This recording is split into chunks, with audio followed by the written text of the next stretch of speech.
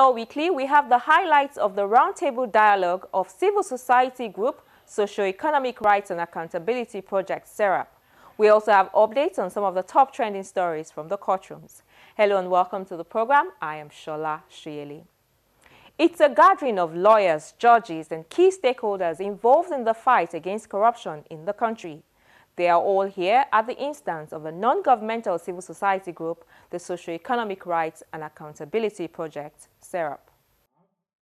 SERAP is concerned with the socio-economic welfare of Nigerians by combating corruption and promoting transparency and accountability. The NGO serves as one of the two sub-Saharan African civil society representatives on the United Nations Convention Against Corruption Coalition, a global anti-corruption network of over 300 civil society organizations in over 100 countries of the world. As part of its work, SERAP has put together this strategic dialogue roundtable with the theme Combating Corruption and Impunity, the imperatives of improving the effectiveness of anti-corruption mechanism and the justice system in Nigeria. Corruption is widely considered to be the most serious obstacle to the socio-economic development of the country and its democracy. And SERAP says that it believes that successful anti-corruption trials could transform governance in Nigeria and send strong signals that corrupt officials can be held to account, regardless of who they are. Despite broad public support for the anti-corruption investigation, there remain concerns about the independence, freedom of action, and capacities of the judiciary and anti-corruption agencies, and the ability of corrupt officials to derail high-profile anti-corruption cases. The bench and the bar are also under spotlight, with some judges and lawyers facing allegations of corruption. Corruption remains intertwined with politics, and as noted, there are brazen attacks on those fighting corruption. It is clear that Nigerians are concerned that if prosecution do not move ahead quickly, the opportunity to translate President Buhari's anti-corruption agenda into systemic reform may be missed. SERAP believes that successful anti-corruption trials could transform governance in Nigeria and send strong signal that corrupt officials can be held to account regardless of who they are. We therefore see this roundtable as an opportunity for all of us to identify solutions to these many challenges through a frank and open exchange of views. Many questions arise. One, what are the collective actions that should be taken for improving and increasing the tempo of the fight against corruption in the country? Two, which areas of the fight against corruption will have the greatest impact on public opinion? Three, what to do to improve our anti-corruption and justice institution with strong emphasis on transparency, accountability, and enforceability. These questions set the tone for the interventions that followed. The burning issue on everyone's table in Nigeria, corruption. How do we combat it?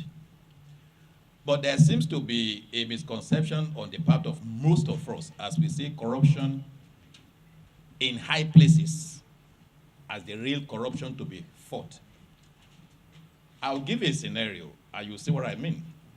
That corruption starts from the lowest ebb, the lowest part of the ladder. Let's take a situation where a man has been arrested for corruption. The starting point is that he wants bail. To leave custody, somebody expected I should give him money before he will get that bail. That is the man who arrested the accused for corruption. Isn't it? He wants money before the accused will get his bail. He gets bail. He's charged to court. The clerk that will carry his file to court expects that you should give him money before the file will reach the court. Okay. the file succeeds in getting to the courtroom one way or the other. He has been granted bail. The secretary that will type the order by which he will then be released expects that you must give him something for the order to be typed. Yet he receives his salary. He says, after all, you have been charged for stealing 1 billion naira. I must take my own. He has forgotten that we are trying to combat corruption by charging the accused for taking 1 billion naira from public purse. He too, he wants to take his own. Okay, he succeeds. The order is typed. The clerk that will take the order to the judge to sign expects that you must give him something so that the order can be signed by the judge. Meanwhile, the accused has been taken to the prison. The order is signed.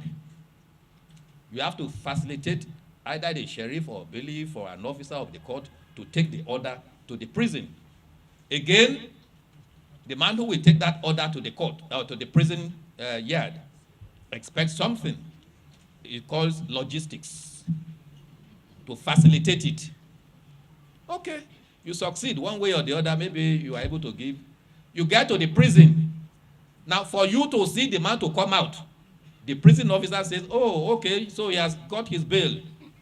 He needs something for the man to come out of the room. Where does corruption start? Where does it end? This corruption of a thing is not limited to a particular sector. As I'm talking to you now, if you go to Kirikiri prison, you will see not less than 2 senior lawyers. And I mean senior lawyers because they are over 10 years post-call in the prison, serving jail terms in respect of tampering with money belonging to their